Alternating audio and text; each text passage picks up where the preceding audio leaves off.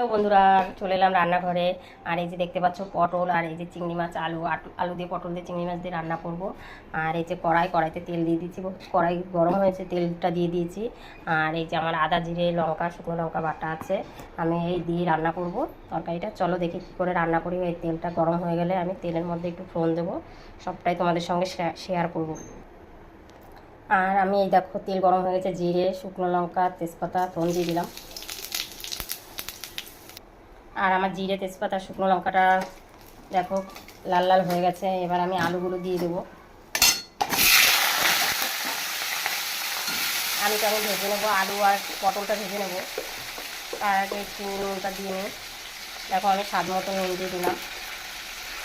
আমার রান্না করতে করতে আইডিয়া হয়ে গেছে, এখন আমি নুন টেস্ট করা লাগে না, এমনিতেই হয়ে যায় যেটুকু দিই। আর ওর সঙ্গে আমি পটলগুলো ভেজে নেবো। এই যে পটলগুলো দিয়ে দেবো, এর সঙ্গে আলু আর পটলটা ভেজে নেব।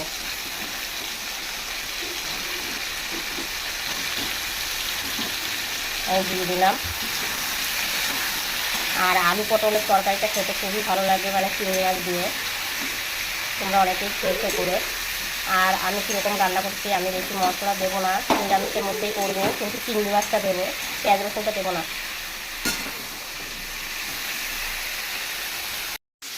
আর এই দেখো আমার আলু আর পটলগুলো একটু হালকা ভাজা ভাজা হয়ে গেছে।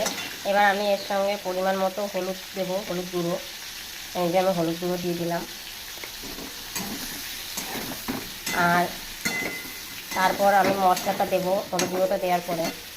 এই যে আমার আদা জিরে লঙ্কা বাটা দিয়ে দিই।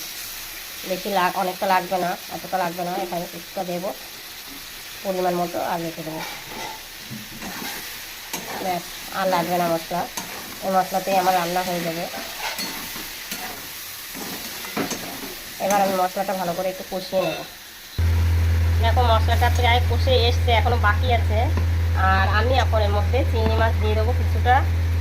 এর মধ্যে চিংড়ি মাছটাও ভাজা হয়ে যাবে, এর সঙ্গে কষা কষা হয়ে যাবে, অসুবিধা হবে না।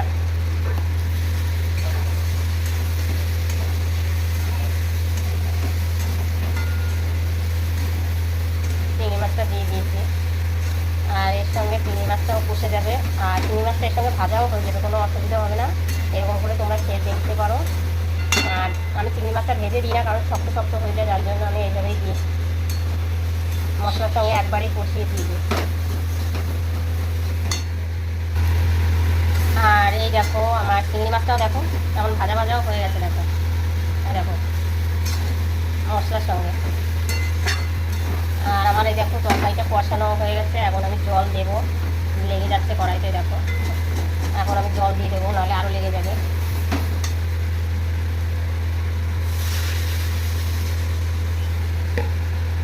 আর আমি জলও দিয়ে দিয়েছি, এখন আমি ঢাকা দিয়ে দেবো। আলুটা পটলটা সেদ্ধ হবে, ঢাকা দিয়ে রাখলাম।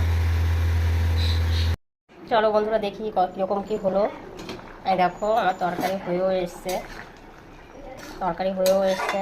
আর এবার আমার তরকারিতে কি দেব, আমি এবার তরকারিতে একটু ঘি দেবো, একটু মিষ্টি দেবো, আর একটু গরম মশলা দেবো, অল্প করে একটু চিনি দিয়ে দিলাম। আর একটু ঘি দিয়ে দিই।